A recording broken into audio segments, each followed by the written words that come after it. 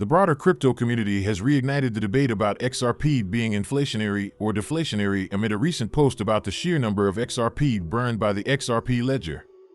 By the way, Judge Analisa Torres has slammed the SEC over its shifting and inconsistent arguments as to its legal theories about Ripple's other distributions of XRP.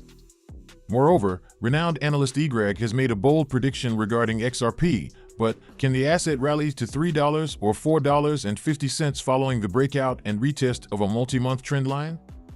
Finally, endeavor to stay till the end of the video as I will be sharing with you the 5 points from Ripple's case that could be bad for Ethereum if the SEC goes after Ethereum ICO. If this sounds like something of much interest to you, be sure to check out this new video starting now. Hello everyone and welcome to our channel, where we talk about the latest updates on XRP and the cryptocurrency world in general. If this is your first time watching one of our videos, we happily send you a special welcome. We invite you to hit on the notification bell so you never miss another video. We are announcing that this channel has a giveaway of 200 XRP. To stand the chance of participating, all you have to do is simply subscribe to the channel, like this video and comment with the hashtag XRP, and the winner will be announced on the 15th of October.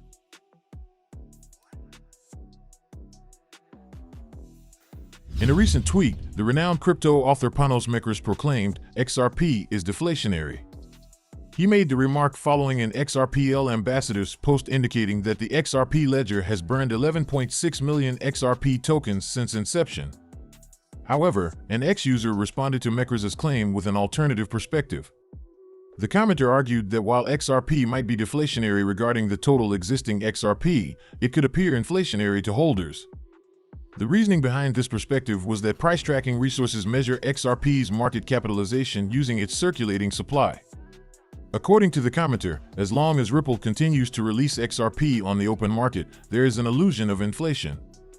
Meanwhile, Mekras, who authored Understanding the Crypto Economy, offered a counterpoint. He highlighted that the debate surrounding XRP's inflationary or deflationary nature had persisted for years. Specifically, the crypto author asserted that all XRP tokens had existed since day one, with 100% of the supply in circulation. Mekras argued that the practice of locking XRP in escrow, which Ripple and many other XRP holders had done, does not alter the fundamental deflationary nature of XRP. Moreover, he called for consistency in how market tracking websites like CoinGecko or CoinMarketCap handle escrowed XRP. Mekras suggested that if Ripple's escrowed XRP were excluded from circulating supply calculations, the same principle should apply to all escrows involving XRP holders.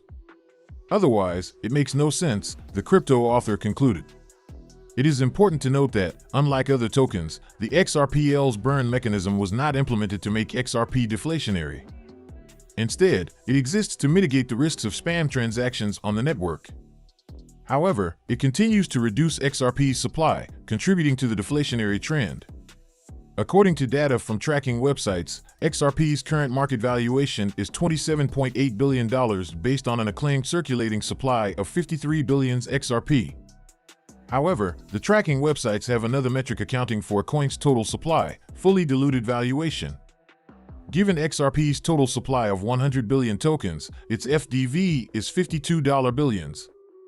Please, do not forget to subscribe to our channel and also hit that notification bell to be the first person to get more updates about the latest happenings as regards to XRP. CryptoLaw, a U.S. regulatory and legal platform for digital holders, has shed light on how Judge Analisa Torres criticized the SEC in her latest decision in the Ripple case. Recall that the court recently denied the SEC's request to certify an interlocutory appeal in the case. Following the decision, CryptoLaw shared an excerpt from the ruling, showing how the court slammed the SEC over its shifting arguments. In footnote 6, Judge Torres stated that the SEC presented shifting and inconsistent arguments as to its legal theories about Ripple's other distributions. It bears mentioning that Ripple's other distributions of XRP are among the transactions the SEC seeks an appellate review. According to Judge Torres, the SEC argued at one point that other distributions of XRP constitute offers and sales of unregistered securities because they were made in exchange for non-cash considerations. On the other hand, the regulator argued that other distributions were indirect sales of XRP to the public. The agency claimed that these transactions were conducted to create liquidity for the cryptocurrency and advance Ripple's interest by attracting people to its technology. It is unclear how these legal theories relate to the SEC's position that Ripple gifted XRP to third parties, which the SEC did not charge in its complaint, an excerpt of the ruling read. Reacting, Crypto Law noted that the judge rapped the SEC for its shifting and inconsistent arguments. It emphasized that Judge Torres' comment is in line with Magistrate Sarah Netburn's admonition on the SEC's lack of faithful allegiance to the law. As reported earlier, Judge Netburn pointed out the SEC's hypocrisy, stating that the SEC is adopting its litigation positions to further its desired goal and not out of faithful allegiance to the law. She made the comment while denying the SEC's motion to protect internal documents related to William Hinman's speech.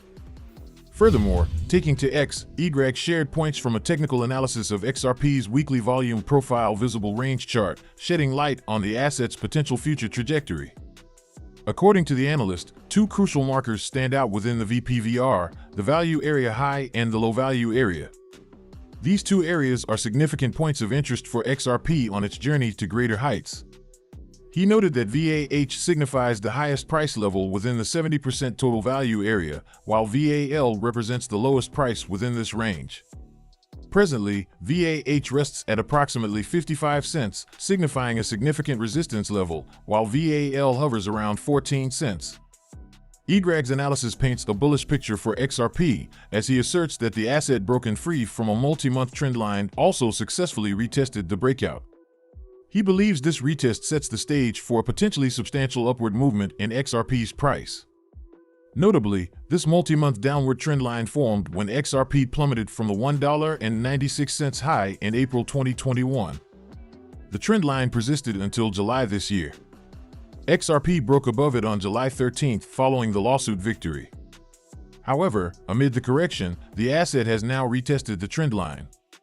The VAH, situated at 55 cents, rests above this trend line.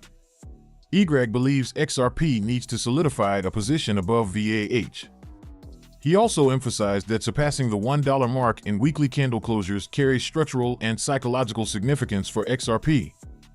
The analyst directed attention to a yellow trend line on the chart, which he believes could pose a formidable challenge in XRP's future journey. He refers to this trend line as the next macro resistance point for XRP. Data from the chart shows that XRP's upcoming rally would hit a barrier at this yellow trend line. According to him, the longer XRP takes to establish sufficient grounds for the rally, the greater its potential value when the rally does come.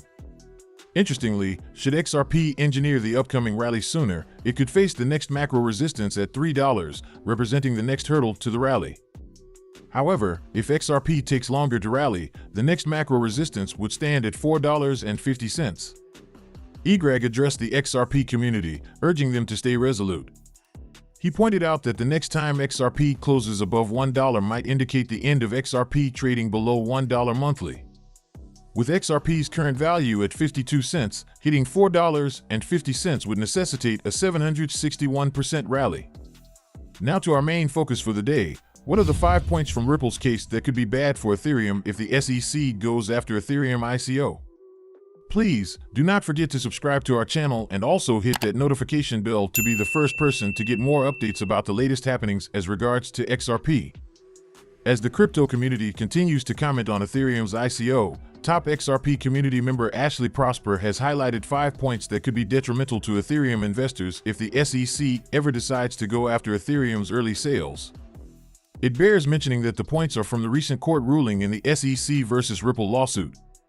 According to the screenshot shared by Prosper, the court affirmed that Ripple's programmatic sales of XRP do not constitute securities because investors could not reasonably expect profit from the company's efforts. As a result, the court listed 8 factors it considered before issuing the decision. Notably, Prosper said the first 5 factors will put Ethereum investors at risk if the SEC ever decides to clamp down on Ethereum ICO. In the ruling, the court found that Ripple's programmatic sales were blind bid/ask transactions, and buyers could not have known whether their money went to the blockchain company. Additionally, the court declared that Ripple's programmatic sales represented less than 1% of the global XRP trading volume. Furthermore, the court pointed out that the blockchain company did not issue any promises or offers to programmatic buyers because it did not know who was buying XRP on digital exchanges. Also, the court pointed out that many programmatic buyers did not know about Ripple's existence. Lastly, it concluded programmatic sales of XRP were not made pursuant to contracts that contained lockup provisions or statements of purpose. Notably, the early sales of Ethereum have been a major topic of discussion in the broader crypto community. Last month, former Ethereum advisor Steven Narioff further drew the attention of the crypto community following his revelations.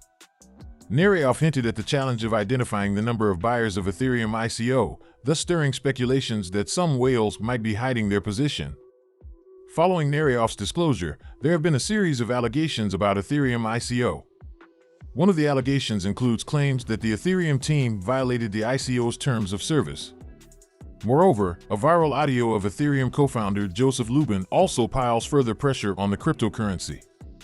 In the audio, Lubin promised investors ahead of Ethereum ICO that the company would not require a real-world identity during sales.